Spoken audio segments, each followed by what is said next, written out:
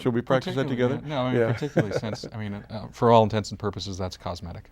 Yeah. I mean, China can hit Taiwan with long-range missiles anytime it likes. It doesn't need the missiles up on the coast. But as a confidence improving measure in Taiwan, that's very important. Yeah. China could certainly do something on the World Health Administration and Taiwan's ability to be an observer there.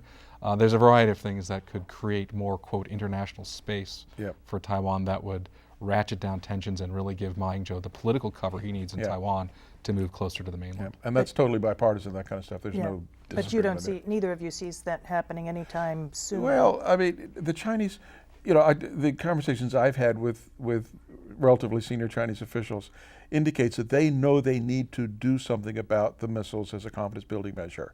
And our mutual friend Bonnie Glaser was just over there, and they were talking to her about pulling back a full brigade of them, for example. But as our friend John Tasek at the Heritage Foundation would ask, you know, what does pullback mean? These things are on wheels, it doesn't mean anything. So, you know, it's a symbolic gesture, but still a brigade would be something significant. But let's flip it for a minute. Also on the table are F-16 sales to Taiwan. And my understanding is that the Pentagon has certified to the president that from a strictly military standpoint, these are justified. And the president, I gather, has indicated, well, if the new Taiwanese government asks me for these, if they ask me for these, then I'll make a decision on it. But I'm not going to make a decision on it absent that. But of course, we both know that that's also tied up in what's going on with the missiles, what's happening with the Olympics, what's going on with the overall relationship. Are we happy with how they've handled the Dalai Lama? You know, all this stuff, even though it isn't supposed to be connected according to the Taiwan Relations Act, it is connected. Is it tied up also with the election politics? I mean, maybe making the decision now. Well, there's certainly in Taiwan there's concern that if you know we buy the F-16s now or make the F-16 sale now, that complicates things for Ma Ying-jeou. I mean, on pulling the missiles back, you know, I think the quandary that faces China and Beijing is you know, if they do some things now to improve confidence on Taiwan, they can't take them back. So if Ma Ying-jeou loses the election in the next election or the next legislative elections in Taiwan go towards the DPP or sort of seem like there's a tilt in Taiwan towards independence, having pulled back the missiles, putting them back on the front lines again increases pressure geometrically or increases the alarm geometrically in Taiwan. So they're caught in this, you know, what do we do? And given that long term the DPP may be back in power or the independence movement may come back in a big way in Taiwan. But if the Chinese don't pick up the gauntlet right now, I mean, doesn't it erode their credibility for anybody in the United States, including the presidential candidates who have said, you know, they just don't like Chen Shui-bian, they just don't like the current administration. If they can't now move forward, does that really affect U.S. policy, the willingness of U.S. policymakers to believe? No question. Yeah, it affects my attitude. I write about them, and you know, it affects Charles' attitude, and you can't help it. I mean, the stakes are very high. The government in Beijing is very focused on stability. It's extraordinarily cautious to a fault, and unfortunately, I think that caution is going to backfire on them. They've got to take a relatively bold step. They don't like hearing that, especially not from Americans. But it's really incumbent upon them if they want the entire stability of the region to be improved, they need to take a step to show Taiwan a little good faith. So really between now and our presidential election, I mean, there are things that could affect the ability of our next president to move forward on the Taiwan issue. I mean, if an F-16... Olympics, F-16... I mean, there's a variety of flashpoints along the way. It's Tibet, it's Dalai Lama, it's Olympics. There's going to be something else that comes up, and then whether it's Falun Gong protests at the Olympics or it's a Uyghur movement in the northwest China where Muslim, quote, terrorists take or a action. big new food safety scandal, some mass poisoning or some horrible thing. You know, I was on the cab coming over, they were airing live the blood thinner thing, and some poor woman whose husband died in her arms was relating her story. Oh my God. That's the next big thing on Congress. Congress. You know, you know, pet food. I mean, you know, if you want the British to withdraw recognition, just turned out they've sent poisoned dog food to the UK, you know.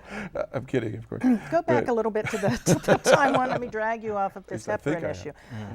Back to the Taiwan issue. Is it time what would you say to a new incoming president, no matter who it is? Is it time to rethink U.S.-Taiwan policy? Is it time to do another Taiwan policy review, or should we just stay the course with? Well, I mean, look, I mean, it's impossible to take Taiwan out of the global context. I mean, we've got the next president's going to be focused almost solely on Iraq, and the notion the economy. Well, in the economy. I mean, in foreign relations. Us Democrats remind you Republicans of that all the time. Yeah. The economy's great. It's going. Oh, right. Thanks. I forgot. I'm joking, of course. Yeah, me too.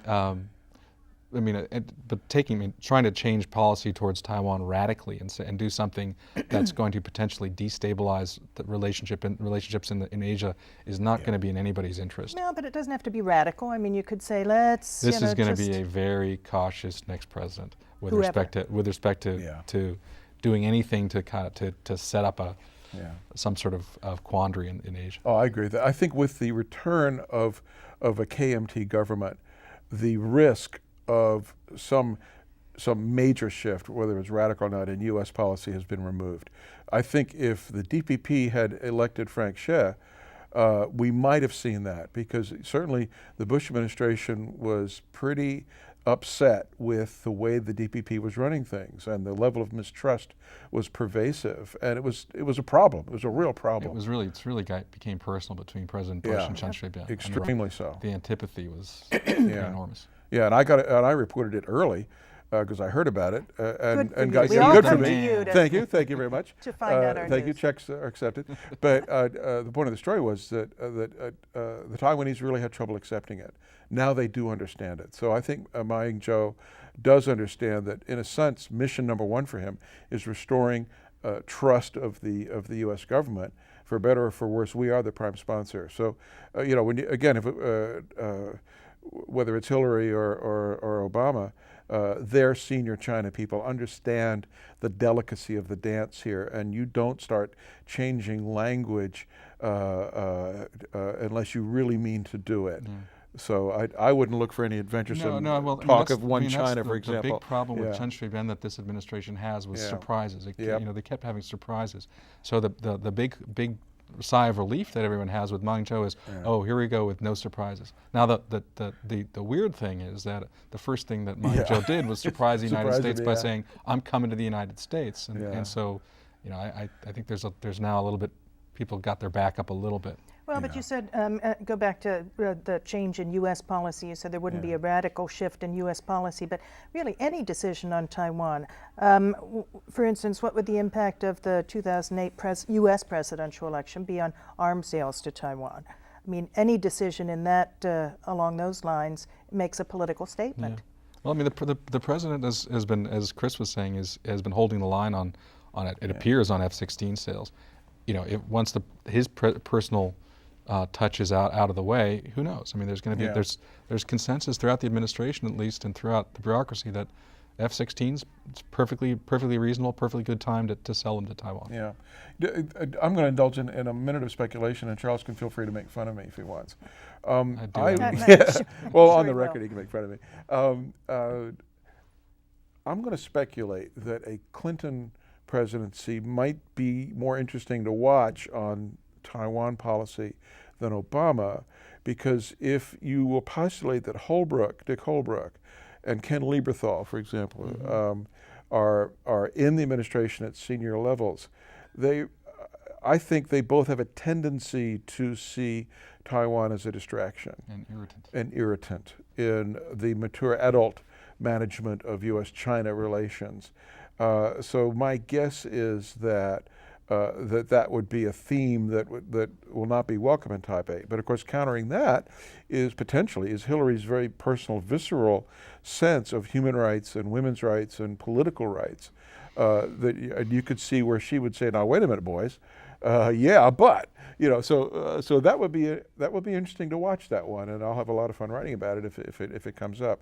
I think I'm going to give Charles a 20-second rebuttal, or you can feel free to chime in. That's the most ridiculous thing I've ever heard. Thank you. You are buying lunch, right? That's right. Thank you. No, that's about right. I mean, I do think there's going to be that inherent conflict if there is as far-fetched as it may seem now, if there is a Hillary presidency, there's going to be that inherent conflict between the real kind of just a classic realist with respect to China and her sort of knee-jerk support for human rights and women's rights. Well, thank you. I think we'll just leave it right there. I want to thank everyone in the audience for joining us on this raucous ride of the China Forum. My name is Kerry Dumbaugh, and we will see you next time.